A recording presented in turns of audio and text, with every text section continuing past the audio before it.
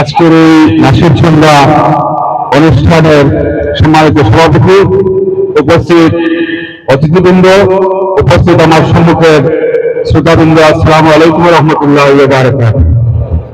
আমি সর্বপ্রথম আল্লাহর কাছে শুকরিয়া আদায় করছি যে আজকে এই একটি ভালো অনুষ্ঠানে যোগদান করতে পেরে নিজেকে ধন্য মনে করছি এবং আজকে ধন্যবাদ জানাচ্ছি এই নাসির সন্ধ্যার আয়োজন করেছেন যারা আল ইসলাম পরিষদ, একটি ব্যতিক্রমধর্মী ইসলামের চর্চা হিসাবে অপসংস্কৃতির বিরুদ্ধে আজকে সুস্থ রাজনৈতিক সুস্থ ধারার ইসলাম চর্চার একটি অনুষ্ঠান আজকে অনুষ্ঠিত করার জন্য আমি সকলকে আন্তরিক ধন্যবাদ এবং অভিনন্দন জানাচ্ছি।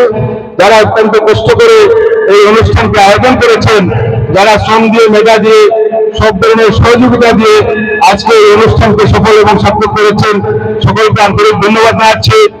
আসলে ইসলামের খেদমত করতে হলে শুধু রাজনীতি করে করা যায় না, আজকে সামাজিক অরাজনৈতিক একটি সংগঠনের মাধ্যমে ইসলামের যে খেদমত আজকে হলো, এটা আমরা আজকে বুঝতে পারলাম যে শুধু রাজনীতি করে, আইন করে মানুষকে ধর্মের দিকে টানা যায় না, মানুষকে দাওয়াতের মাধ্যমে, সুস্থ সংস্কৃতির মাধ্যমে মানুষজনকে বুঝিয়ে ধর্মের দিকে টানা যায়।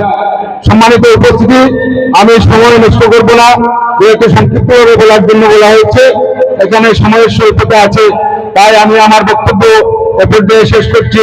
আমি সকলকে আন্তরিক ধন্যবাদ অভিনন্দন জানিয়ে এবং এই অনুষ্ঠানকে যেন জারি রাখা হয় সেই ব্যবস্থা নেওয়ার জন্য আমি সকলকে উদারতে আহ্বান জানিয়ে আমি আমার বক্তব্য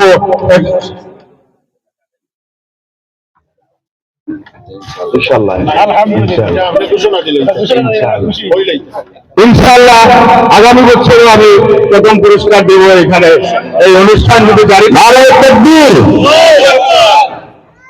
আপনারা যদি আমাকে আয়ত্তে বাঁচিয়ে রাখেন এবং এই অনুষ্ঠান যদি হয় তাহলে আমি প্রথম পুরস্কার দেবো ইনশাআল্লাহ।